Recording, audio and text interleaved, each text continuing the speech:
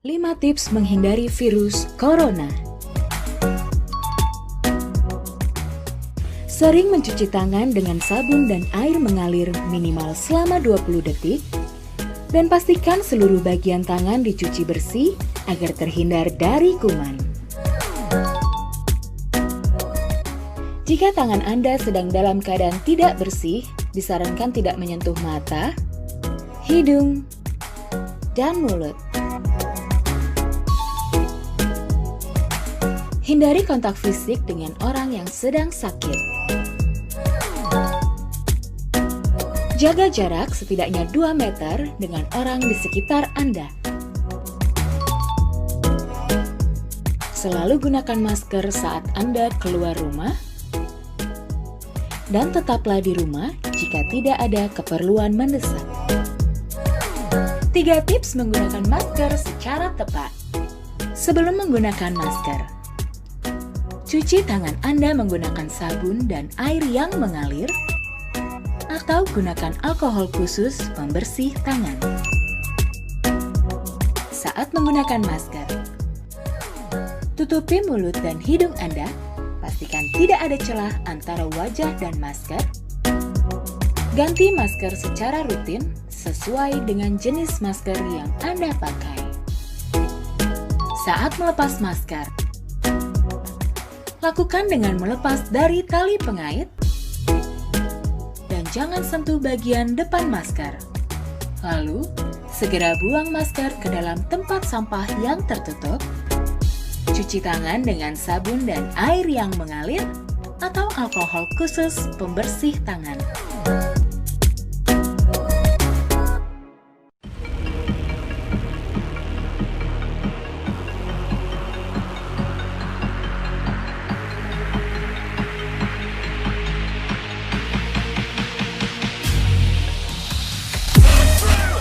Goes for the far post. What a finish! It's going up. It comes down. It bounces. What? Killing spree! Through it in. One, two. Goes for the triple tap. What does a hero truly need? Mixed ball. He gets another.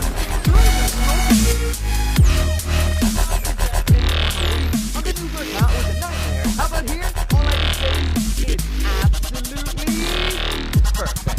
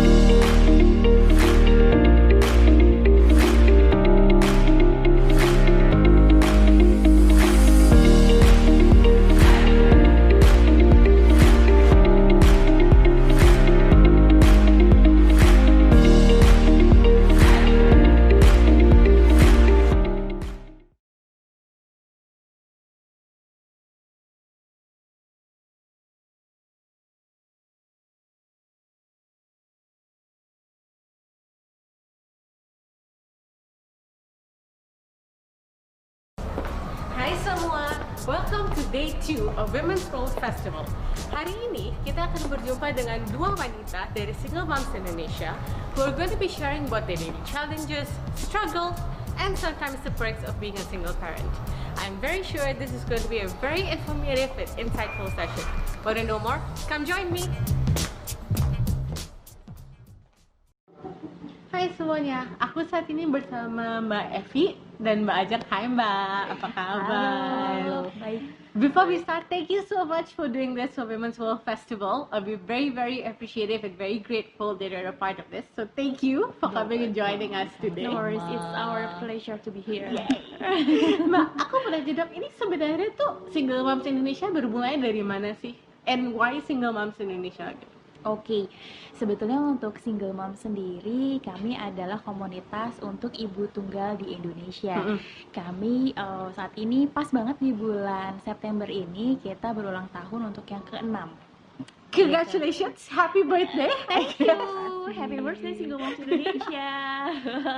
Dan sebenarnya untuk Single Moms ini sendiri kami hadir sebagai salah satu rumah aman yang kami support untuk ibu tunggal di Indonesia.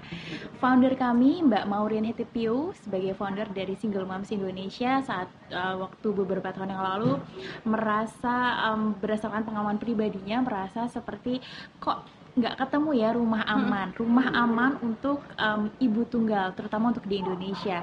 Dengan berbagai stigma negatif tentang ibu tunggal di Indonesia, lalu juga judgement-nya seperti apa.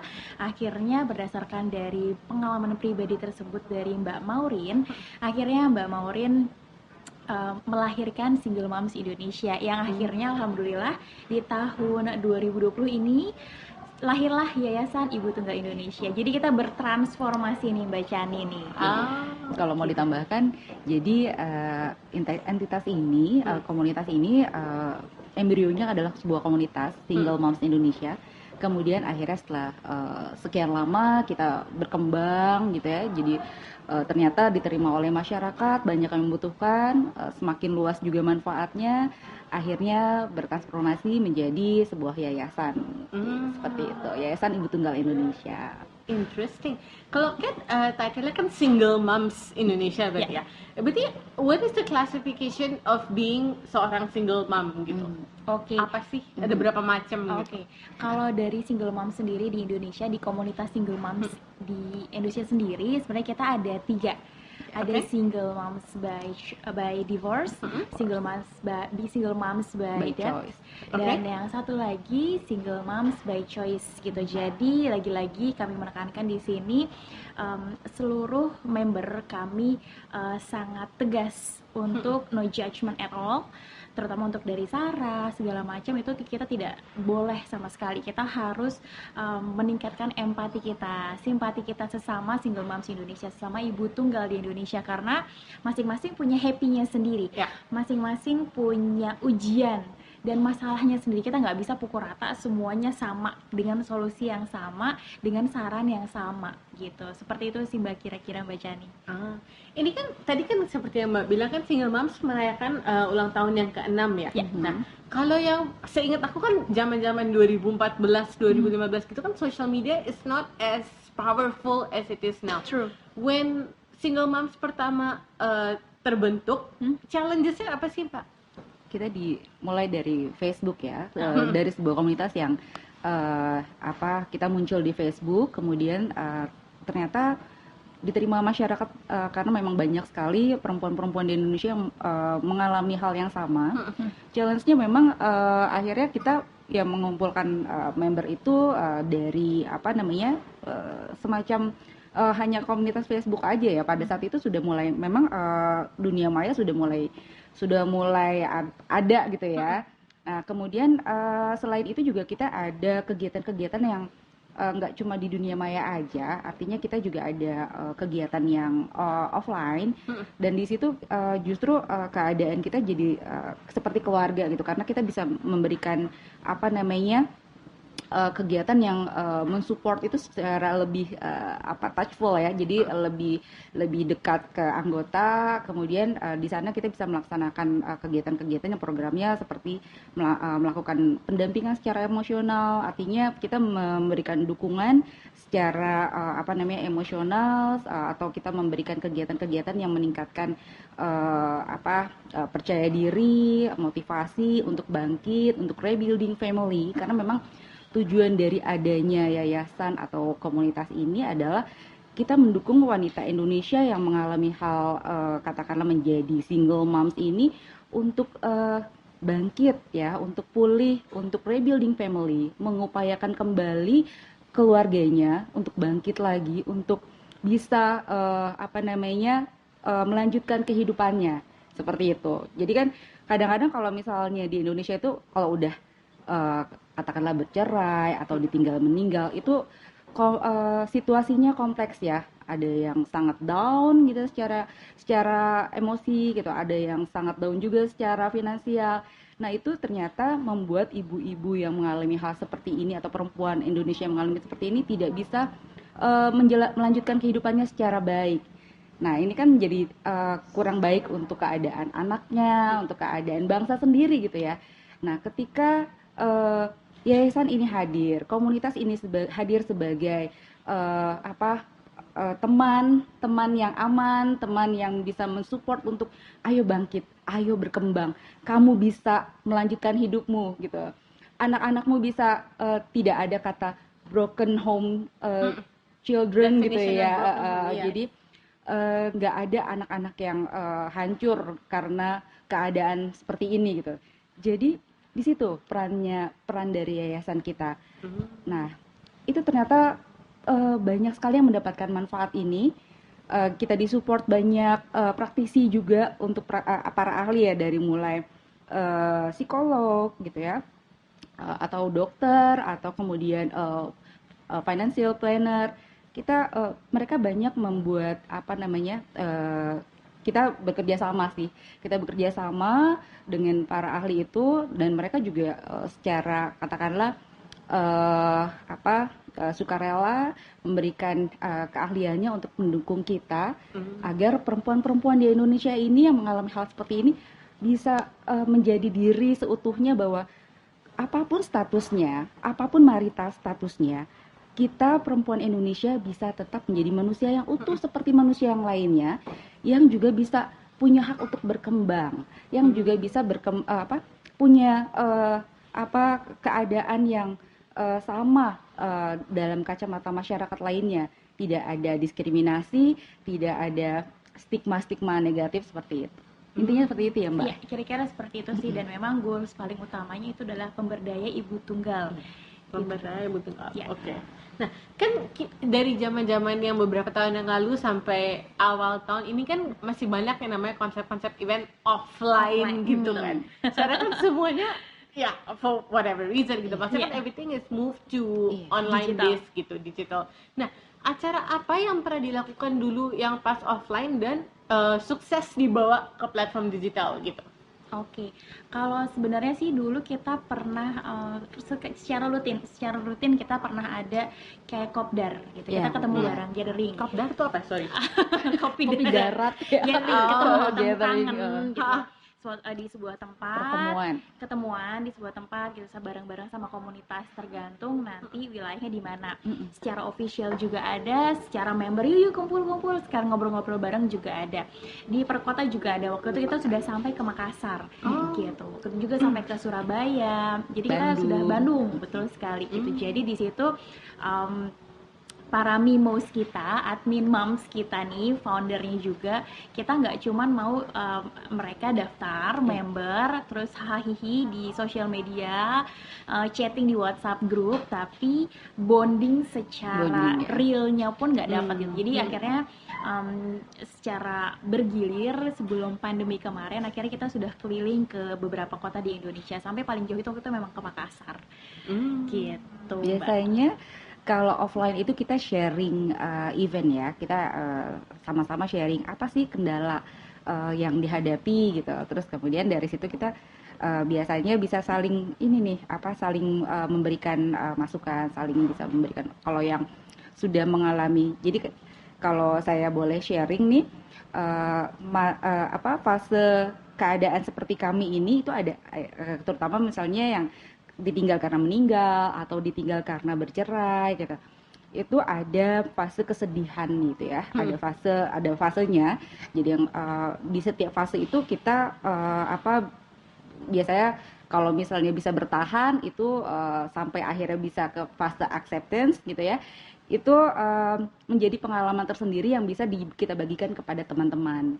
Jadi kalau misalnya sudah di fase yang paling oke, fase menerima, udah healing, udah oke. Nah, itu kita bisa bagikan apa sih yang dialami.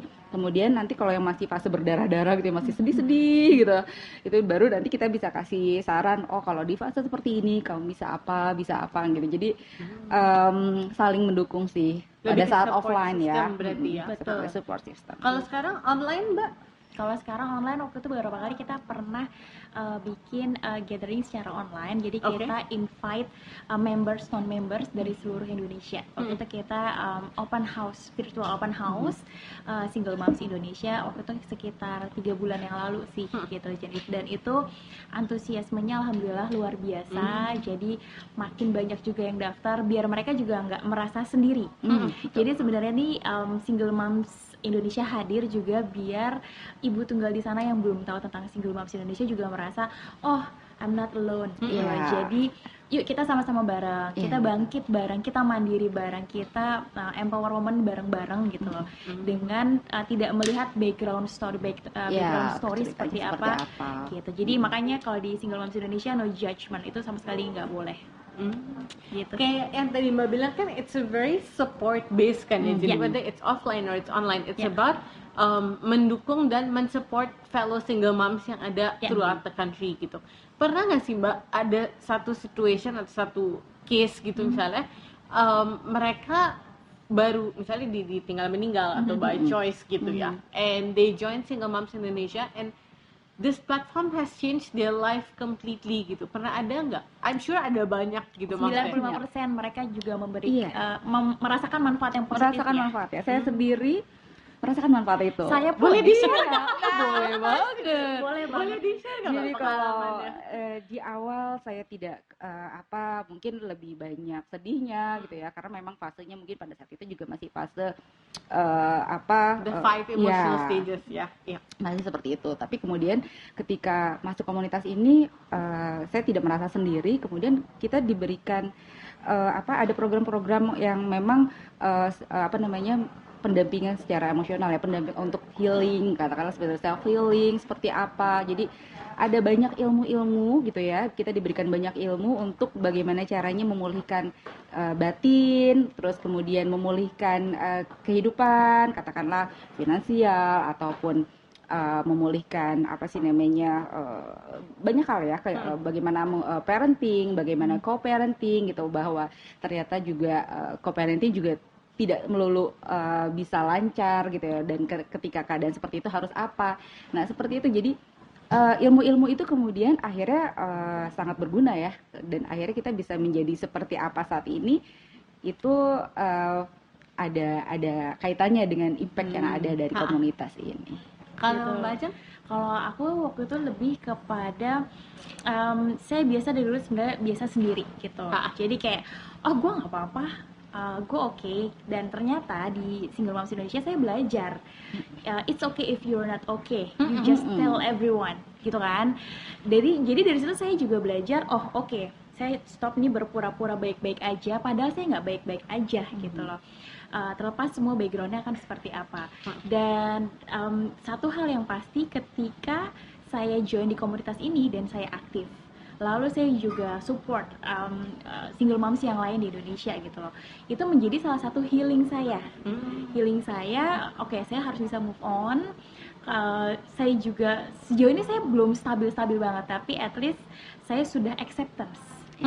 Acceptance itu yang sebenarnya cara dari single mom sendiri itu beda-beda caranya, dan berapa waktu lamanya, and how to do that, it's different story sebetulnya. Gitu, berarti benar ya what they say ya, you have to be able to be content and be okay with yourself before you can even go out and help other people gitu kan. Betul. Itu kan pasti it's kind of like a constant reminder, like maksudnya kayak mungkin pas keluar, pas diskusi dengan orang, atau pas you hear some stories. Pernah nggak sih Mbak there's a situation that really hits home and you look back and you're like, aduh, I wish I had the support at that time gitu. Iya, bener banget. Pernah kan ya? Pernah banget gitu. Sering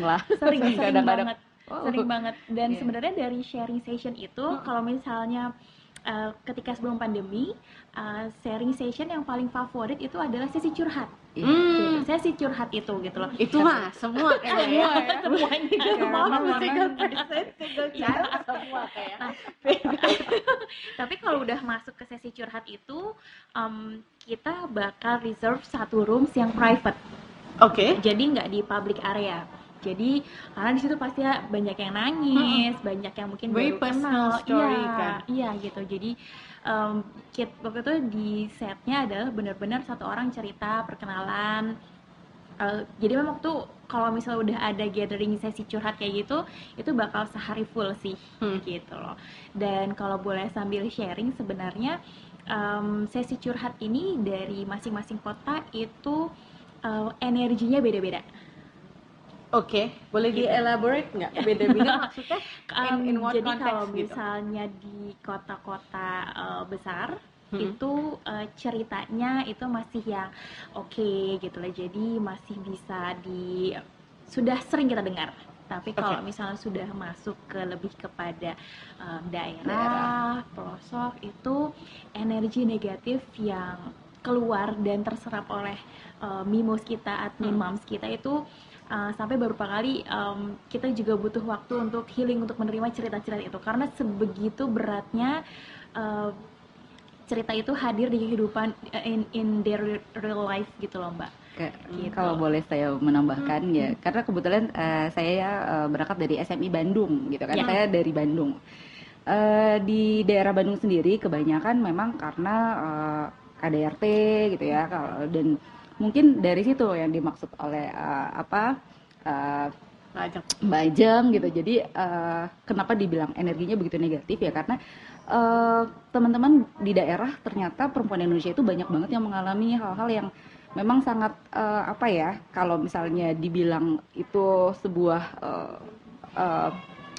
Percobaan. Iya, bukan cobaan sih, tapi ternyata di Indonesia perlakuan terhadap perempuan itu ya kurang begitu arif ya, seperti itu. Kebanyakan di daerah justru. Kalau di kalau di Jakarta mungkin lebih banyak cerita-cerita yang mungkin tidak terlalu parah ya, karena mungkin dari segi edukasi perempuan di Jakarta lebih banyak yang sudah mandiri, lebih banyak yang sudah cukup kuat ya. Sebelum kejadian yang lebih parah, mereka sudah cukup kuat untuk bisa bagaimana caranya mengantisipasi keadaan. Tapi kalau di daerah mungkin kebanyakan perempuan itu lebih banyak yang keadaannya nerimo ya. Nah itu dia. Menerima. Menerima. Jadi ketika diperlakukan apapun juga, Ya, katakanlah terima kasar ya, mereka terima aja, tapi sampai akhirnya pada taraf yang itu sudah sangat membuat trauma gitu. Dan ini yang memang sangat mengkhawatirkan gitu. Ini banyak banget terjadi di Indonesia, terutama di daerah. Nah, seperti itu. Memungkinkan nggak, without mentioning any name or without mentioning any city, without identifying the person or the background, boleh di-share nggak mungkin 1 atau 2 cerita yang you heard in your life that took a lot of guts to stay in that relationship atau in that situation, atau before you took some help? Ada nggak sih yang bisa diceritain gitu? Oke, sebenarnya ini Without breaking any confidentiality issues, because that's it's why. very private kan. Tadi baru mau ngomong, sebenarnya ini confidential, tapi memang kalau boleh sambil cerita, itu sebenarnya 80% itu adalah KDRT gitu. Kekerasan dalam rumah tangga. Domestic violence. Kekerasan dalam rumah tangga ini yang sebenarnya menjadi concern kami di Single Moms Indonesia. Maka kami sering bikin bukan penyuluhan ya, tapi lebih kepada workshop. Awareness ya, Awareness. keilmuan Itu. Makanya kita kolaborasi sama dokter, praktisi, ahli, psikolog, terus juga waktu itu sama expert, teman-teman yang memang expert di bidang mental health, karena sekarang kan 2 tahun belakang ini kan lagi booming banget yang namanya mental health kan, apalagi di masa pandemi kayak gini. Di masa pandemi kayak gini ya, mental health, terus juga sebegitu strugglesnya all the single moms in Indonesia, or even out there gitu loh. Jadi ini memang menjadi salah satu concern kita ketika kita bikin workshop ini. Ini benefitnya untuk si members tersebut. Ada nggak manfaat baiknya? Nggak cuman kita bikin kolaborasi, ngobrol and then that's it. Nggak. Biasanya kita akan berkelanjutan kolaborasinya gitu. Kira-kira begitu sih. Kalau di Indonesia kan, kalau aku nggak salah, there is a government based organization yang namanya Komnas Perempuan. Betul. Nah, itu any collaboration with them, karena kan if I'm not wrong, mereka juga emang for women's rights gitu kan, and to support women in times of danger, in times of trouble kan. Nah, itu pernah ada kolaborasi nggak Mbak dengan Komnas Perempuan? Untuk sejauh ini sih kita masih develop ya untuk berbagai macam kolaborasi dengan instansi pemerintah, baik dari brand juga komunitas. Jadi kalau untuk saat ini memang dari Single Moms Indonesia kami sedang develop tim untuk berkolaborasi dengan berbagai macam pihak ketiga, baik dari instansi pemerintah, baik dari brand, baik dari media maupun komunitas gitu. Jadi kalau misalnya sama Komnas beberapa waktu lalu kita juga sudah sempat kontak-kontakan. Insya Allah mudah-mudahan dalam waktu dekat kita juga bisa berkolaborasi. Nice. Gitu. Nah, tadi kan as per Mbak mention kan juga there's a lot of activities, there's a lot of support that's been given to women kan, especially to single moms. Ini support ini dalam bentuk apa ya Mbak? Support Penyediaan yang dukungan ya, penyediaan dukungan berupa program atau pelatihan yang bisa membuat para ibu tunggal ini rebuilding family gitu ya. Jadi diantaranya pelatihan kewirausahaan, kemudian pelatihan pemulihan batin, kemudian Financial planner. Nah, financial planner For single moms, especially for single moms. Itu paling penting ya. Iya. To be financially Iya. independent and to stand on your own two feet gitu. Dan masing-masing ketika kita memberikan workshop ataupun sesi seperti itu dan kita berkolaborasi dengan beberapa pihak, biasanya kita akan mention beberapa talking points. Kayak misalnya kemarin kan kalau misalnya kita ngebahas tentang financial planner for single moms, itu kan bakal ngebahas investasi, bakal ngebahas segala macam. Jangan sampai talking points-nya juga nggak tepat sasaran. Single moms ini masih banyak yang struggle gitu, baik dari terutama dari segi finance-nya ya. Dan di situ juga kita harus mention ke narasumber yang kita berkolaborasi apa aja sih yang harus diobrolin biar tepat sasaran ke member-member kita. Ada member yang memang alhamdulillah sudah stabil, ada memang member yang memang mereka berangkat dari nol ya, berangkat dari nol, bahkan dari minus. Karena biasanya justru dari katakanlah ibu rumah tangga ya. Jadi ketika keadaannya tiba-tiba meninggal misalnya, atau ditinggal divorce, itu belum tidak siap secara finansial, tidak siap secara mental, tidak siap. Nah, disitulah akhirnya peran dari Yayasan Ibu Tunggal Indonesia ini kemudian memberikan keilmuan untuk menyiapkan secara mental ataupun secara finansial ibu tunggal itu sendiri untuk bangkit. Kalau dari aku kan kepikirannya kalau kita ngomongin ibu tunggal single moms atau it's more towards like the age group of maybe 35 ke atas ya. Kalau kepikiran aku gitu. Ada gak sih Mbak single moms yang misalnya dari umur, I'm not trying to be mean, but I would say like about high school gitu, dari 16 ke 35, itu challenge yang mereka face with that age group and with the age group of 35 and above tuh pasti ada beda. Pasti. Bedanya apa beda Mbak? banget. How hard is it to reach out to this rebellious teenage years gitu? Ya, mau saya dulu? Oh ya. Mbak Evi dulu. Kalau memang kerasa banget ya ketika ternyata teman-teman seperjuangan ini beragam latar belakang, usia, kemudian cara pandang gitu ya. Akhirnya mungkin di sini peran dari yayasan atau peran dari kami organisasi untuk bisa memberikan kematangan secara psikologis, kematangan secara berpikir, kemudian menjadi jembatan komunikasi di antara sekian banyak member yang berbeda-beda usia, berbeda cara pandang. Nah, keilmuan ini memang akhirnya ketika kita menjadi fasilitator, menjadi jembatan komunikasi ini berpengaruh kepada masing-masing member ya, dengan segala usia. Mereka kemudian kalau yang mungkin yang tadinya tidak bisa katakanlah secara dewasa berpikir tentang kehidupan seperti apa sih, bagaimana kita harus bangkit. Nah, masing-masing kedewasaan memandang kehidupan itu kan beda-beda. Nah, di sini perannya Yayasan Ibu Tunggal ini mencoba untuk memberikan pemahaman yang baik bahwa ini kita bisa berangkat dari pandangan ini gitu. Akhirnya ya bisa setara gitu kalau memang akhirnya mereka bisa mau berkembang seperti itu. Kan kebanyakan in a lot of situations we think single mom tuh it's always it's a taboo gitu, it's a Yeah. topic that we don't Betul. speak about, we don't discuss gitu kan. Yeah. Even kalau yang tadi kan ada 3 tipe single moms kan, yang by choice, by marriage, by divorce, Yeah. and by death kan. Yeah. Kebanyakan kan people kalau yang by death they very open to discussing Yeah. kan, karena it's very like ya udahlah Ya udah. emang meninggal gitu kan, I Yeah. can't do anything about it gitu. Yeah. Tapi kalau untuk yang by choice sama by divorce, what are some of the biggest challenges that is not faced by yang single mom by death gitu? Itu perbedaannya apa Mbak? Karena kan Banget. pasti mindset mereka kan juga Yeah. beda kan, Yeah. karena itu either by divorce or by choice for whatsoever reason kan Yeah. mereka bisa dibilang udah kuat mental lah, Yeah. udah we are prepared to step out of this Yeah. and build our own life kan.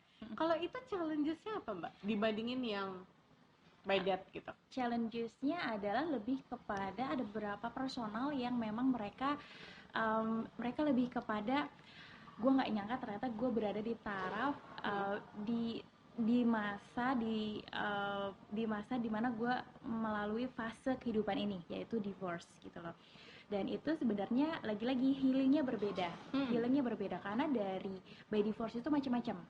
Ada yang karena KDRT, ada juga yang mungkin si mantan suaminya berpindah lain hati, oke. Diambil orang.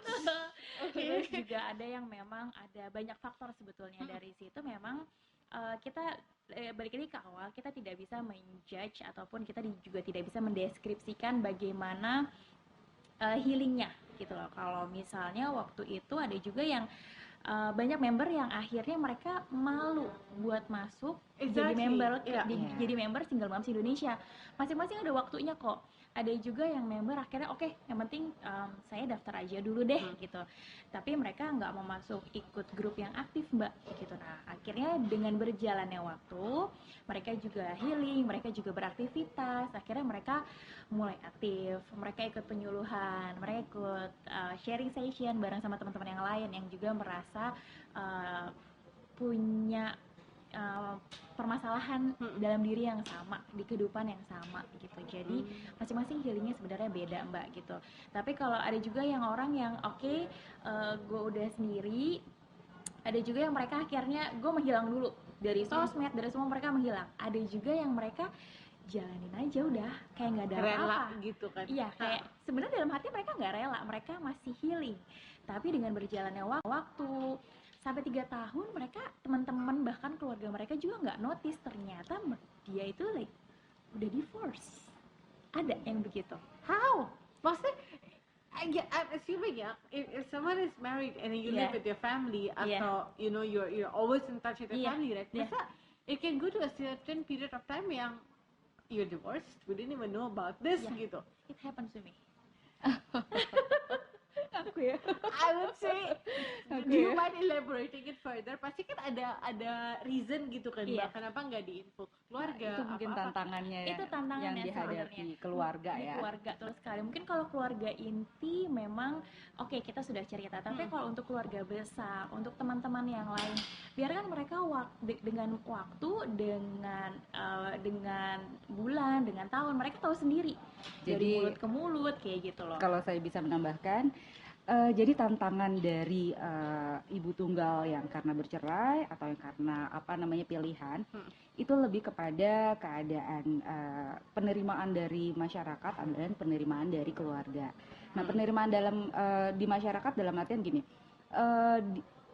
status janda ya atau perempuan dengan status bercerai itu dianggapnya tidak baik, negatif. Nah, itu yang menjadi tantangan dari para perempuan yang bercerai. Karena dianggapnya kok bercerai sih, kok nggak bertahan gitu. Padahal ya mereka nggak tahu aja kita kalau bertahan mati deh kita Iya, gitu kan. dalamnya Kayak jadi seperti itu. ketahuan. Jadi itu tantangannya. Kemudian tantangannya yang lainnya adalah penerimaan dari keluarga. Ketika keluarga ya seperti tadi ya, stigma budaya stigma di Indonesia itu begitu luar biasa impactnya, yang akhirnya banyak dari kita yang mengalami ini kemudian tidak siap tidak siap dengan keadaan bahwa stigma di luar seperti ini, stigma di keluarga seperti ini.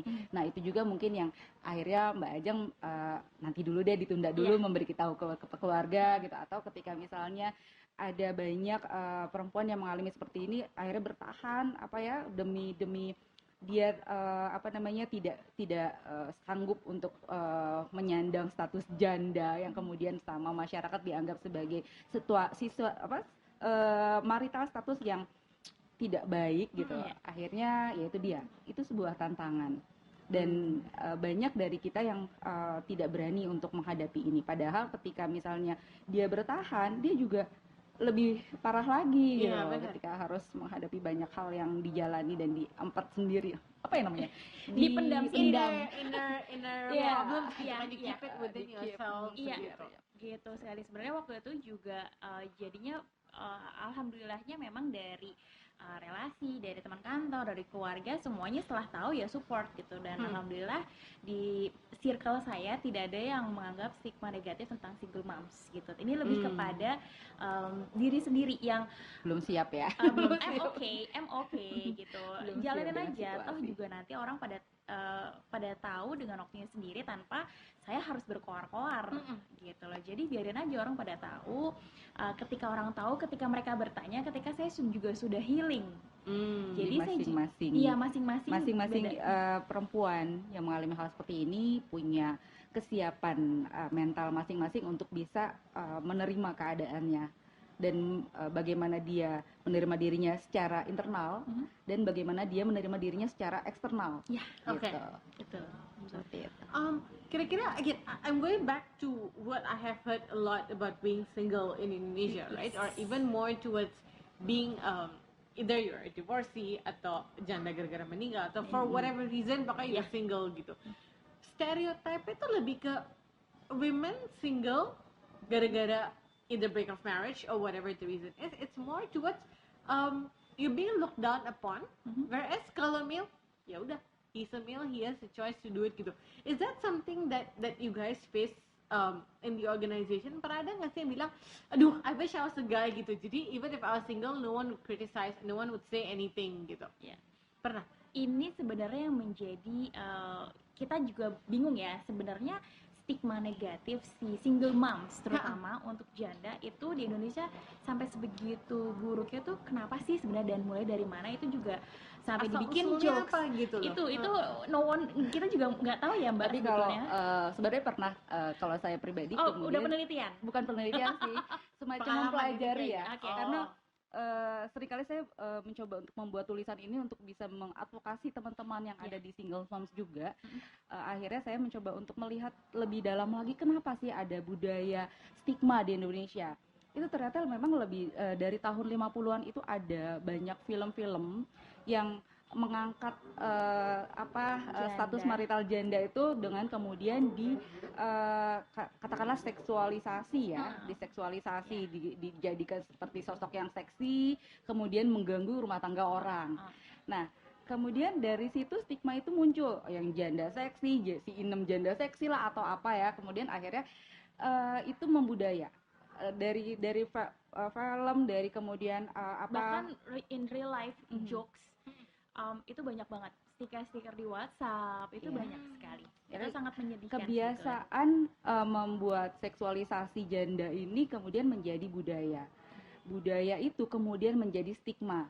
Nah, akhirnya ketika stigma menjadi budaya, itu semacam banyak penghakiman ke masyarakat itu menjadi suatu hal yang biasa gitu ya. Penghakiman kepada status marital janda itu menjadi suatu hal yang biasa dan lumrah.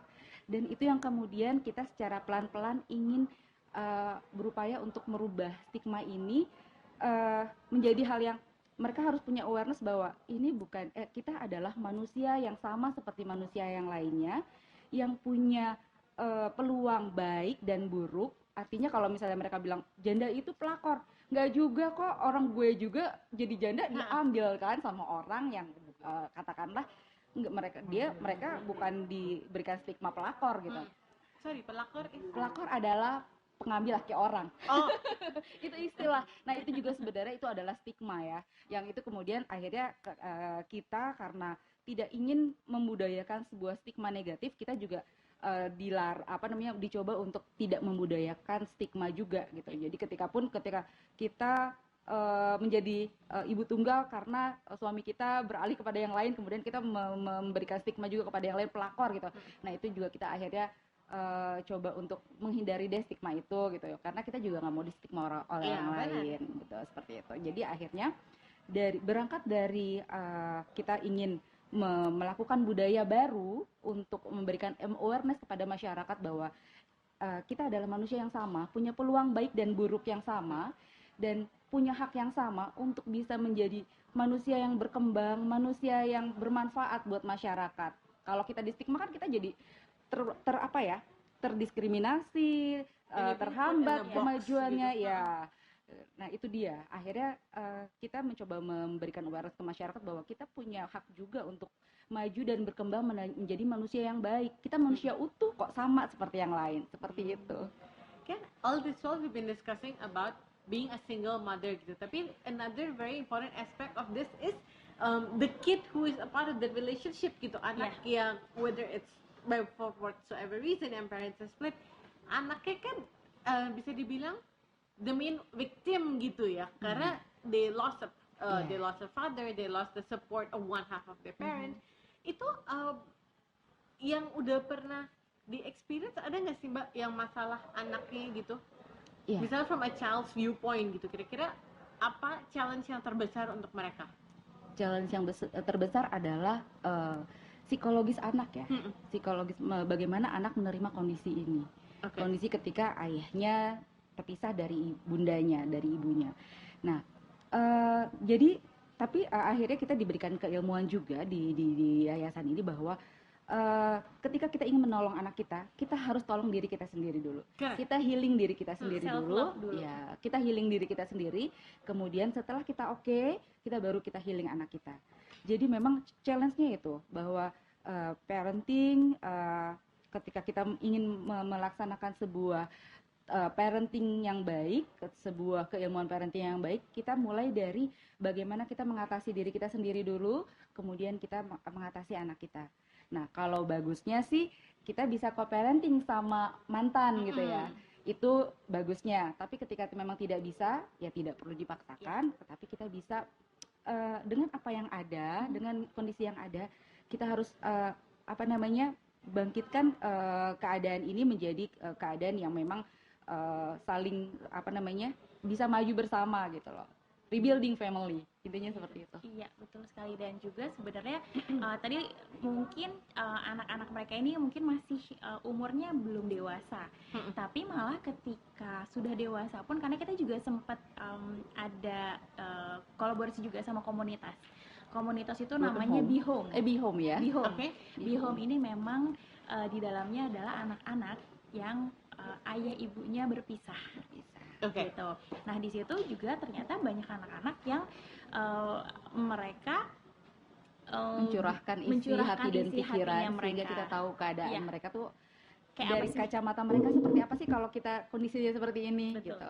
Dari situ kita belajar ya. Iya, dari situ juga belajar. Tapi ternyata ada beberapa juga yang mereka lebih kepada ayah ataupun misalnya ibu tidak perlu mempertahankan kalau misalnya memang poinnya adalah biar kita bahagia. Enggak kok, kita nggak bahagia kalau misalnya kita ngelihat tiap hari ribut terus tiap hari, atau bundanya nangis melulu gitu. Jadi sebenarnya kita juga harus punya point of view yang berbeda gitu, baik dari parentsnya sendiri maupun dari si anak-anaknya ini sendiri gitu loh. Jadi memang ini benar-benar kayak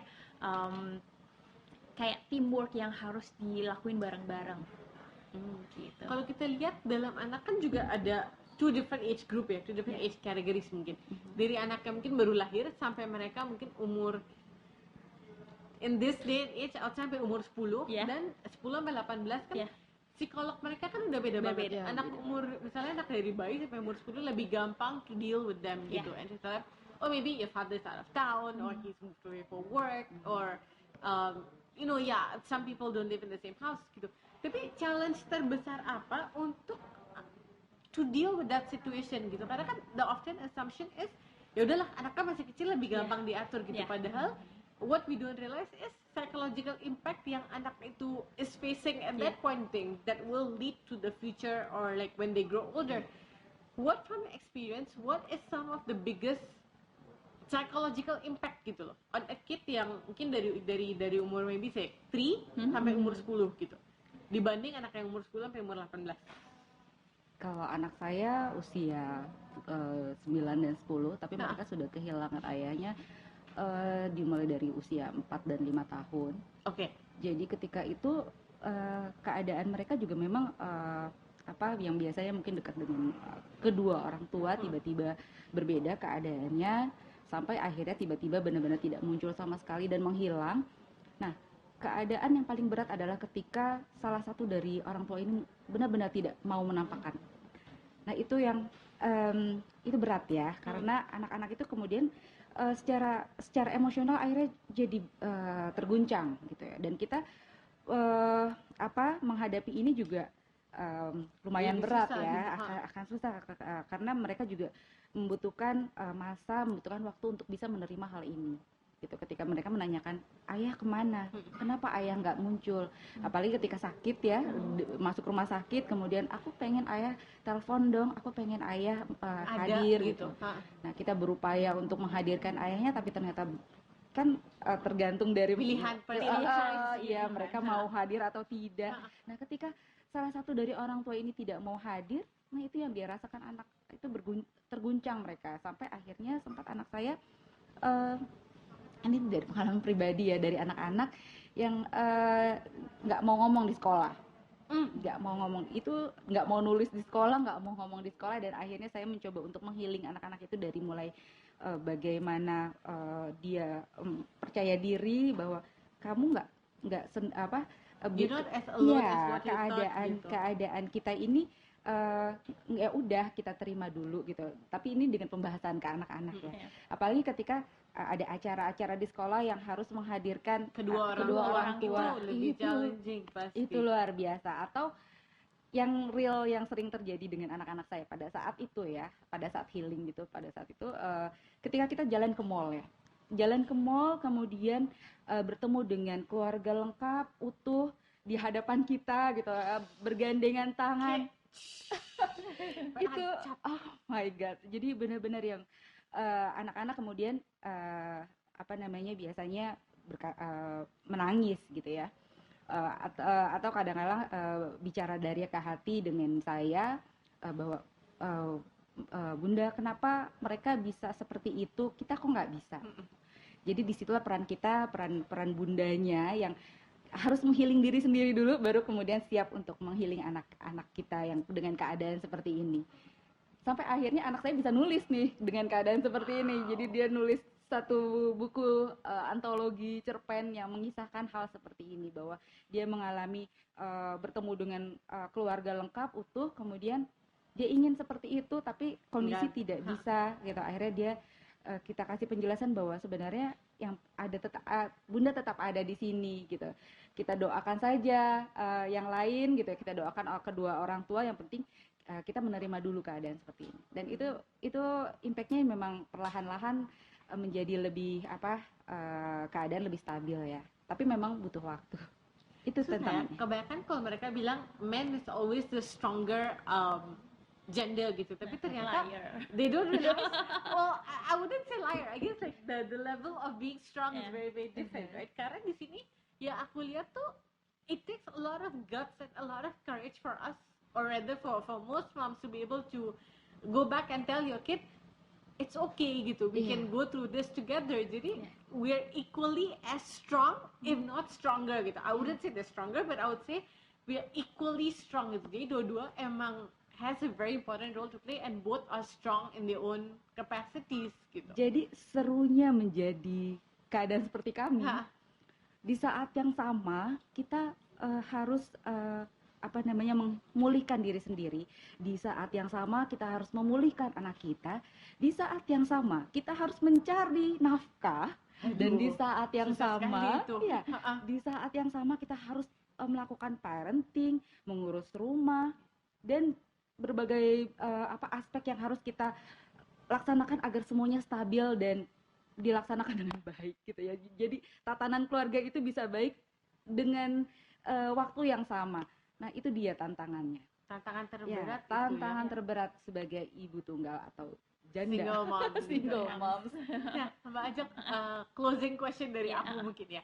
Kan at this point, or at least when you're a couple, we always depend 50 or 100% to our partner kan untuk financial gitu. Kalau single mom gitu, as well support apa yang diberikan oleh organisasi Single Moms Indonesia kepada ibu-ibu tunggal di luar yang they're not financially stable gitu. Oke, kalau untuk dari segi finansial sendiri, dari komunitas kami, dari Yayasan Ibu Tunggal Indonesia sendiri, sebenarnya kita belum bisa memberikan support dari segi finansial.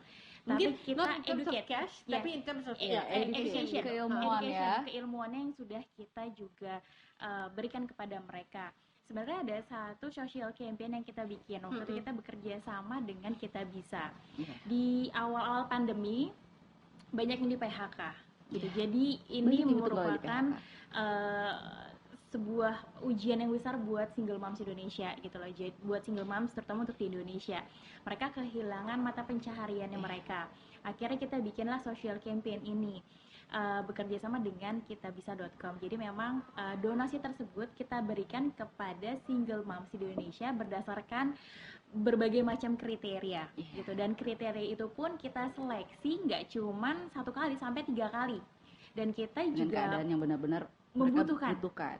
Gitu loh. Jadi waktu itu kita memberikan ada satu nominal yang memang ini cukup untuk kebutuhan utama mereka, seperti misalnya kebutuhan untuk diaper, terus juga untuk yang masih punya toddlers, ataupun misalnya sayur mayur, lauk pauk, makanan sehari-hari gitu.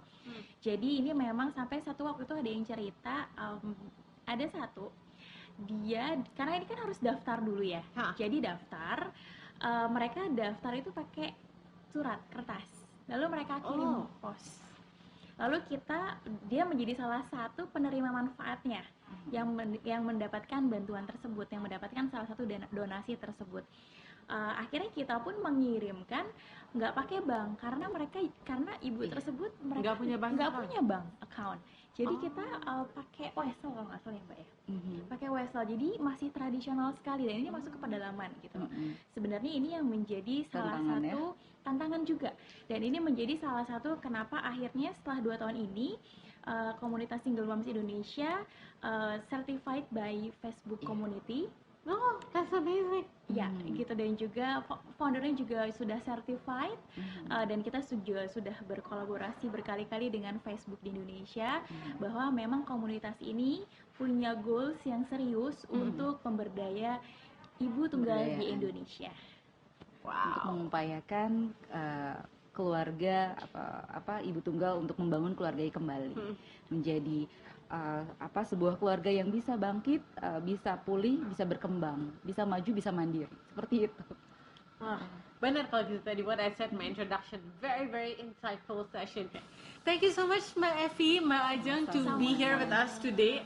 It is truly a very very insightful session, and I hope you guys picked out something from there. I hope you have enjoyed all the sessions for Women's World Festival, and we are on till 6 p.m. today. So stay tuned for more upcoming and fun sessions. Till next time, take care. Bye.